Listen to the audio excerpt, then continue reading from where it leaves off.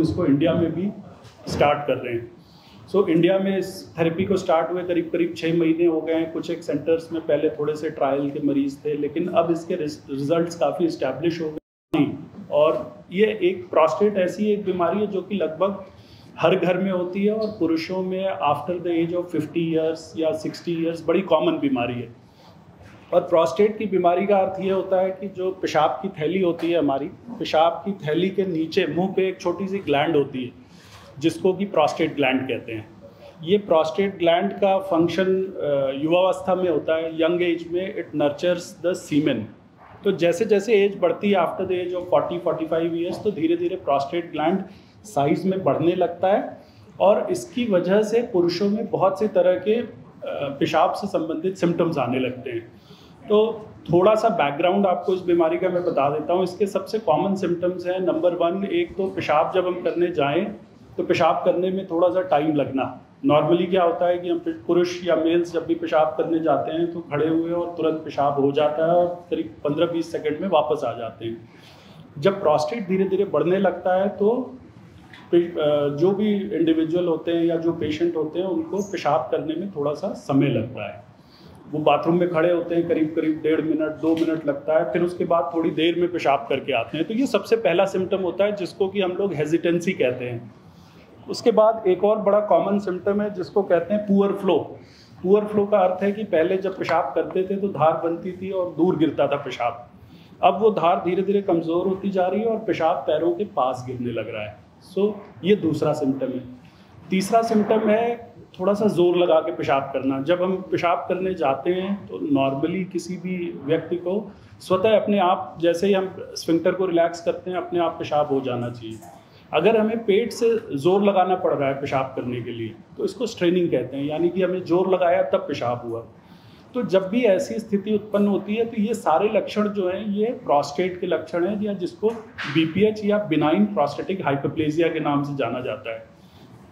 ये सबसे कॉमन बीमारी है और करीब करीब 70-80% मेल्स में, पुरुषों में होगी ही होगी। ये it is a disease like ageing. जैसे सर के बाल हमारे उम्र के साथ सफ़ेद होते हैं, उसी तरह से पेशाब में अलग अलग तरीके की सिम्टम्स आते रहते हैं, और ये यूनिवर्सल बीमारी है। कोई भी पुरुष इससे भिन्न नहीं है, ये सभी को होगी ही होगी।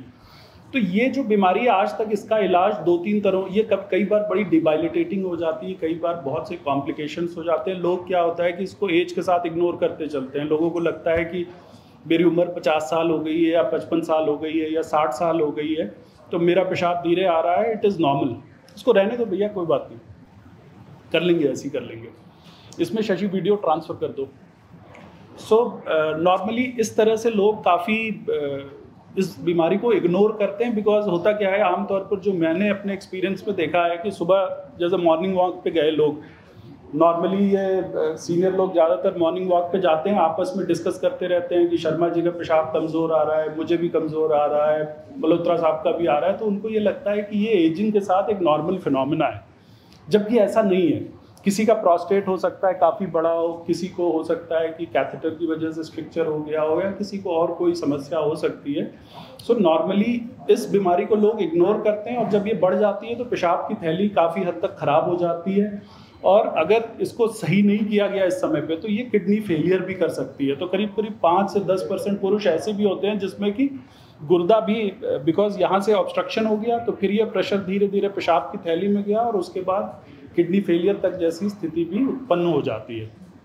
सो आज इसी बीमारी के विषय में हम चर्चा करेंगे। इस बीमारी में 2 तरह के ट्रीटमेंट होते थे अभी। एक तो दवाओं से ट्रीटमेंट होता था, जिनको कि अल्फा ब्लॉकर्स या यूरिमैक्स नाम से एक मेडिसिन आती है। आप में से बहुत से लोग इस दवा के नाम से वाकिफ़ भी होंगे, बहुत से लोग शायद ले भी रहे हों।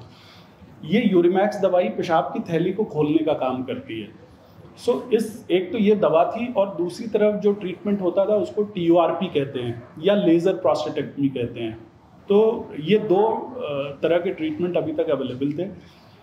दवाओं के साथ नुकसान ये होता है कि दवाओं के साइड इफ़ेक्ट्स बड़े कॉमन होते हैं। दवाओं में जैसे कि अस्थीनिया इज़ वेरी कॉमन। अस्थीनिया मतलब एक बहुत ज़्यादा शरीर कमज़ोर सा लगता है, या फिर कई दफ़े ऐसा होता है कि मरीज़ खड़े होते हैं बिस्तर से और अचानक से चक्कर आ जाता है और गिर जाते हैं। So asthenia is very prominent. The second side effect is sexual dysfunction, जिसको कि रेट्रोग्रेड इजैकुलेशन कहते हैं। ये सिम्टम सबसे ज़्यादा, ये जो साइड इफेक्ट है इसकी तरफ मैं थोड़ा खास ध्यान इसलिए चाहता हूँ क्योंकि इस जो हम लोग ये थेरेपी की बात कर रहे हैं, इसका सबसे बड़ा एडवांटेज ही यही है कि इसमें सेक्सुअल डिसफंक्शन जरा भी नहीं होता।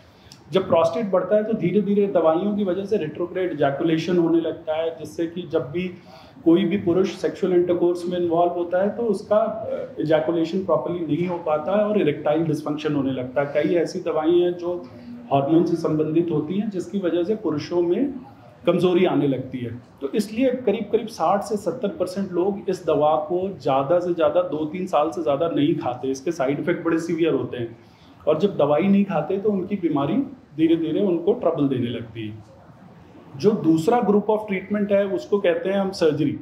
सर्जरी में जैसे आपने सुना होगा, या तो प्रोस्टेट के लिए हम TURP करते हैं, या फिर कुछ समय पहले 5-7 साल पहले एक तकनीक आई थी लेज़र प्रोस्टेटेक्टमी की, जो बड़ी प्रचलित हुई कि लेज़र से कराएंगे, लेज़र से, और उसके बाद सेलाइन TURP। ये कई तरह की टेक्निक है जिसमें कि ऑपरेशन करके प्रोस्टेट को पूरी तरह से निकाल दिया जाता है। तो ये दूसरी टेक्निक थी। अब इस टेक्निक में भी बहुत से साइड इफ़ेक्ट्स थे। इसमें सबसे बड़ा साइड इफ़ेक्ट जो होता है वो होता है अगेन सेक्सुअल डिसफंक्शन। इस ऑपरेशन के बाद जो एक नॉर्मल मेल की कैपेसिटी होती है सेक्सुअल परफॉर्मेंस की, एजैकुलेशन की, वो सारी ख़राब हो जाती है और सीमेन अंदर ही रह जाता है पेशाब की थैली में। तो ये बहुत ही डिबाइलिटेटिंग साइड इफ़ेक्ट होता है, स्पेशली यंगर मेल्स में। अगर सेक्सुअली एक्टिव एज ग्रुप के मेल्स हैं तो उनमें ये साइड इफ़ेक्ट बहुत ज़्यादा प्रोमिनेंट होता है और बहुत से लोग इससे बहुत दुखी होते हैं। दूसरा एक बड़ा इंपॉर्टेंट साइड इफ़ेक्ट है इनकॉन्टिनेंस। इनकॉन्टिनेंस का अर्थ होता है जो पेशाब की थैली से पेशाब को होल्ड न कर पाने की क्षमता, पेशाब अपने आप लीक करने लगता है। खांसी आई, छींक आई, थोड़ा सा भी चले फिरे और अचानक से कपड़ों में पेशाब लीक कर गया। ये भी बड़ा डिबाइलिटेटिंग साइड इफेक्ट है। इस साइड इफेक्ट की वजह से तो लोग कई दफ़े सुसाइडल भी हो जाते हैं। सर्जरी करवाई उन्होंने और अगर पेशाब लीक कर रहा है तो कई बार इतने परेशान हो जाते हैं कि उनको लगता है कि मतलब मरीजों की ये भाषा रहती है हम लोगों से कि डॉक्टर साहब इससे बेहतर है कि मैं मर ही जाऊँ, कि ना मेरे पास बच्चे आते हैं, हर समय पेशाब की बदबू आती रहती है, ग्रैंड चिल्ड्रन नहीं आते, घर में भी बहू को लगता है कि ऐसा है। तो ये भी एक बहुत इंपॉर्टेंट साइड इफ़ेक्ट है।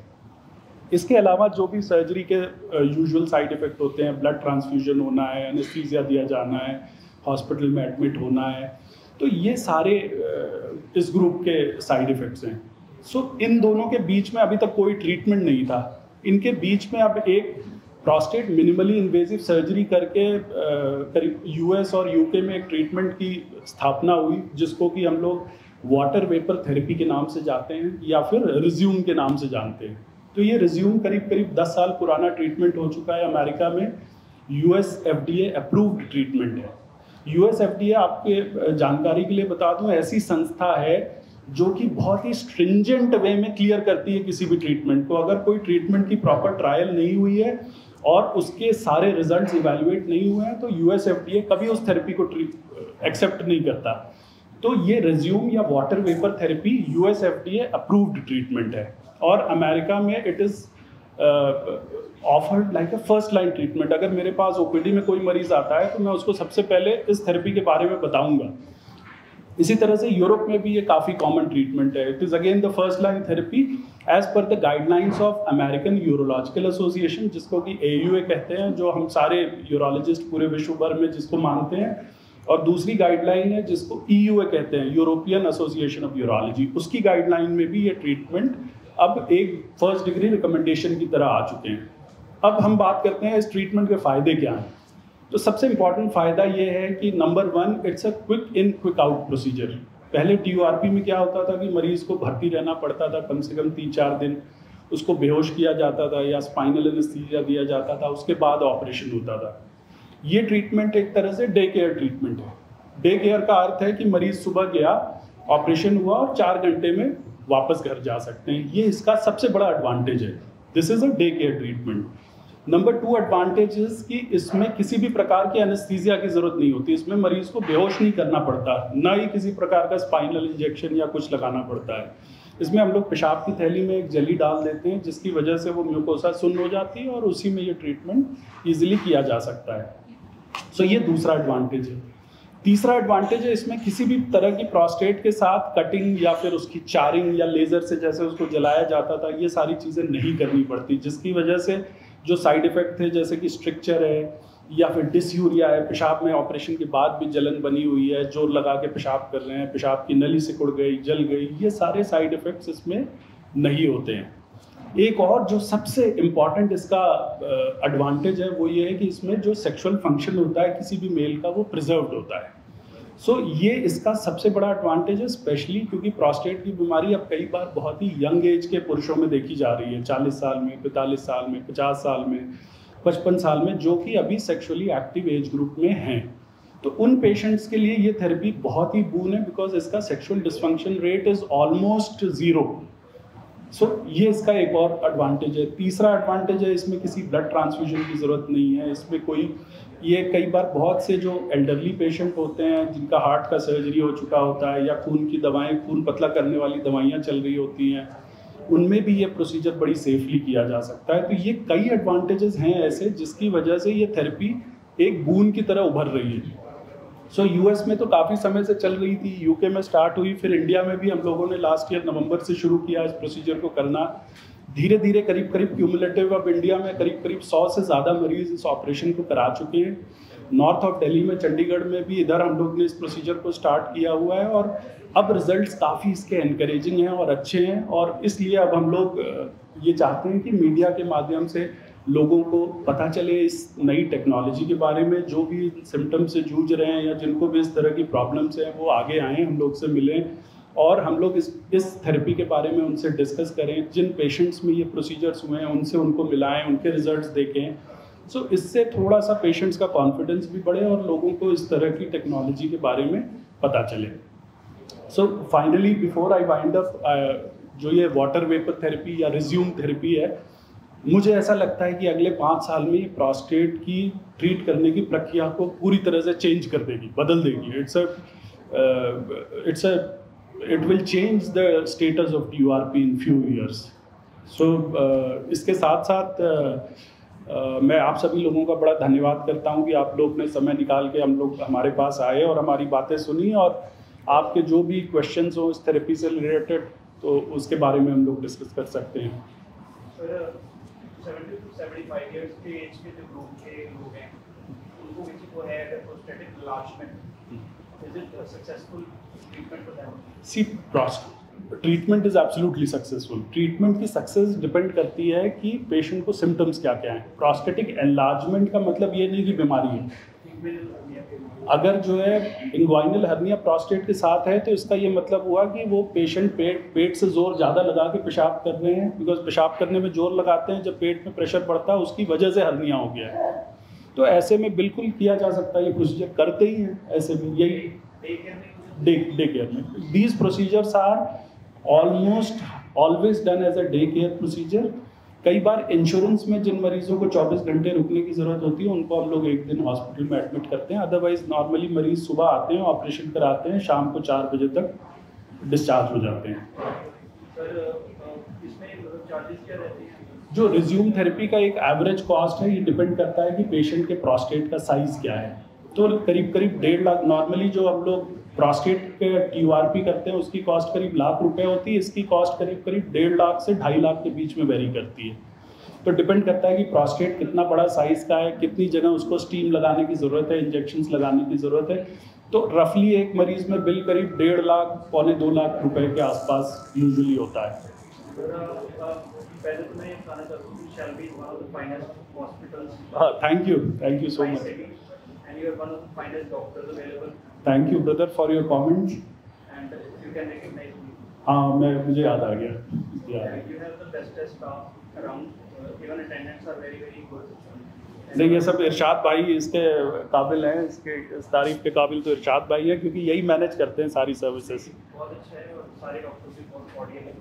Thank you so much. What is the diagnosis for this? So इसको डायग्नोज ऐसे करते हैं, जैसे अगर किसी पेशेंट कोई कहता है कि पेशाब की धार कमज़ोर है या जोर लगा के आ रहा है, तो इसमें यूरोफ्लो का टेस्ट होता है। यूरोफ्लो में ये दिख जाता है कि पेशाब की धार की तीव्रता कितनी है। एक सिंपल सा टेस्ट होता है, जैसे हम कमोड पे पेशाब करते हैं उसी तरह से एक मशीन पे पेशाब करना होता है, जिससे पेशाब की धार का जो प्रेशर है वो नप जाता है और अगर वो फ्लो रेट करीब करीब 10-12 से कम है तो इसका मतलब है कि पेशाब की धार में कमजोरी है। तो सबसे सिंपल टेस्ट ये होता है। और दूसरा टेस्ट एक अल्ट्रासाउंड होता है।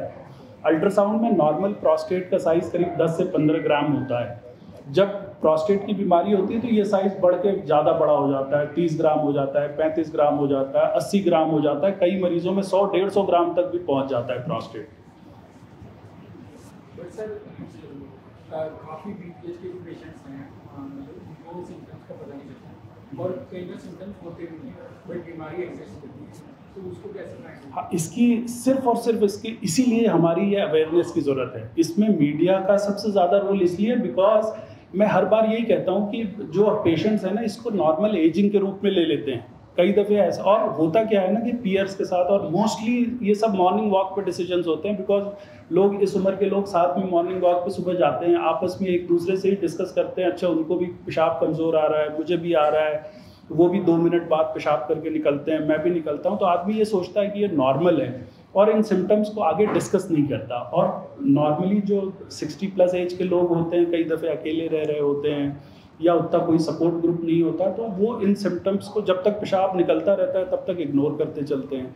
थोड़ा सा जोर लगा के अगर पेशाब हो गया तो उन्हें लगता है ठीक है, फिर वो जोर धीरे धीरे बढ़ता जाता है। इसीलिए इस बीमारी के लिए अवेयरनेस की बड़ी ज़रूरत है। और इसके साथ साथ मुझे लगता है कि मीडिया का माध्यम सबसे ज़्यादा ज़रूरी है, कि इसमें अवेयरनेस सबसे ज़्यादा ज़रूरी है। अगर पेशेंट अवेयर होंगे तो वो स्वयं ट्रीटमेंट के लिए आ जाएंगे। नॉर्मली करीब करीब 20-25% लोग हम लोग के पास ऐसी स्टेज में पहुंचते हैं जब कॉम्प्लिकेशंस हो चुके होते हैं, पेशाब की थैली पूरी तरह से ख़राब हो चुकी होती है, किडनी ख़राब हो चुकी होती है, क्रेटिनिन बढ़ के 4-5 हो चुका होता है।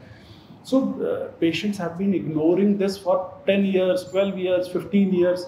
लोगों को पता ही नहीं होता। जब अल्टीमेटली पेशाब की नली पड़ जाती है, कैथेटर पड़ जाता है, तब अस्पताल पहुंचते हैं। तो इसलिए awareness is the most important step to detect this problem.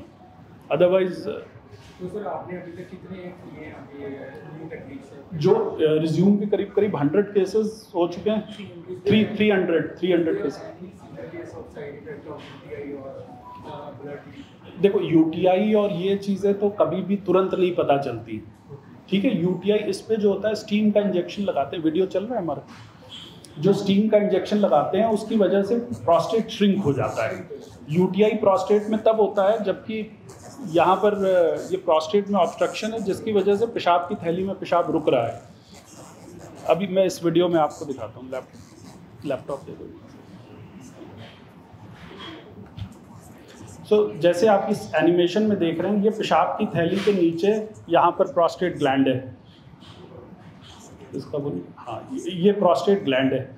जैसे जैसे ये इनलार्ज होता है तो ये पेशाब की थैली को रोकने लगता है और ये पेशाब इकट्ठा होने लगता है। तो एक समय ऐसा आता है कि पेशाब की थैली के अंदर 100 ml, 150 ml, 50 ml, 80 ml पेशाब हमेशा बचा ही हुआ है।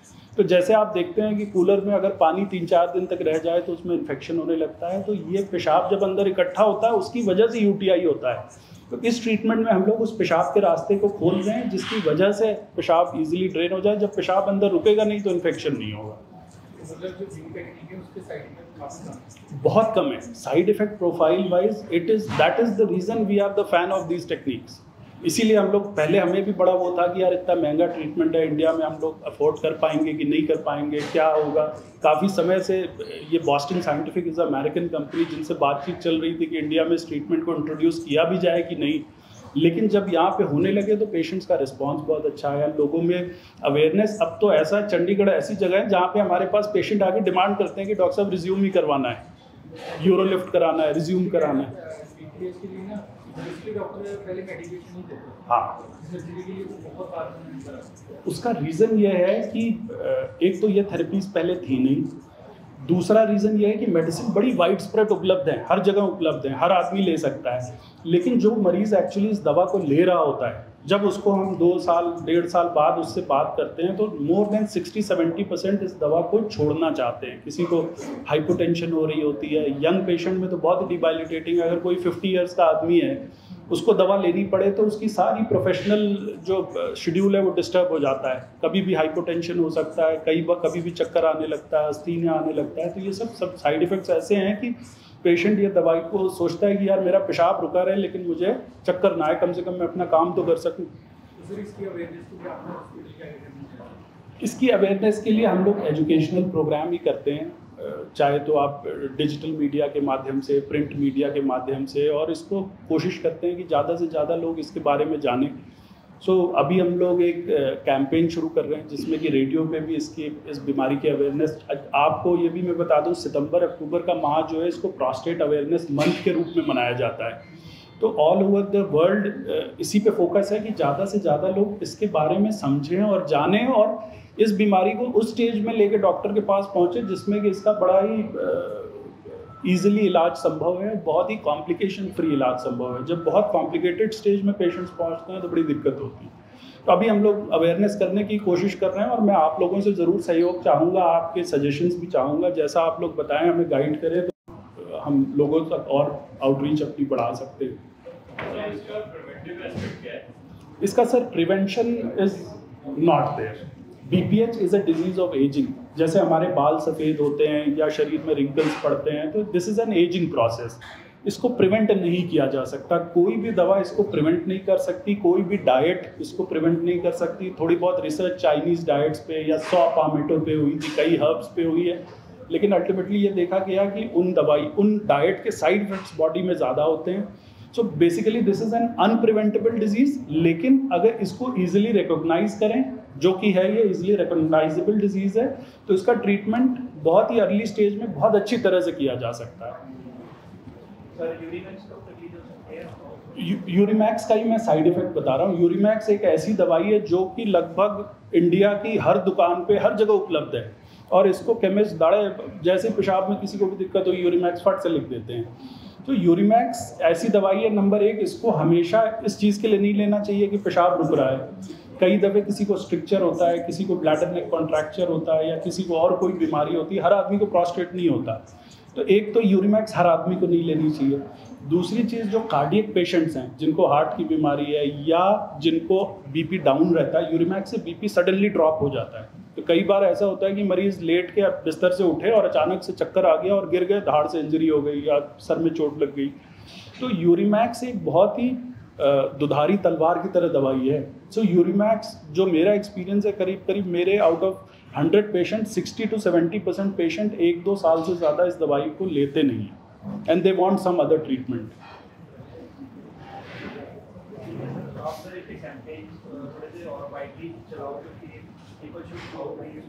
नहीं, बस मेरी तो पूरी कोशिश यही है। मैं इसमें आप सारे मीडिया से भाइयों का सहयोग चाहूँगा, जितना आप लोग हमें सहयोग कर सकेंगे हम लोग ज़रूर इसको करें। Thank you so much, thank you, thank you जी, थैंक यू। करीब 7-8 सालों से US में, UK में ये ट्रीटमेंट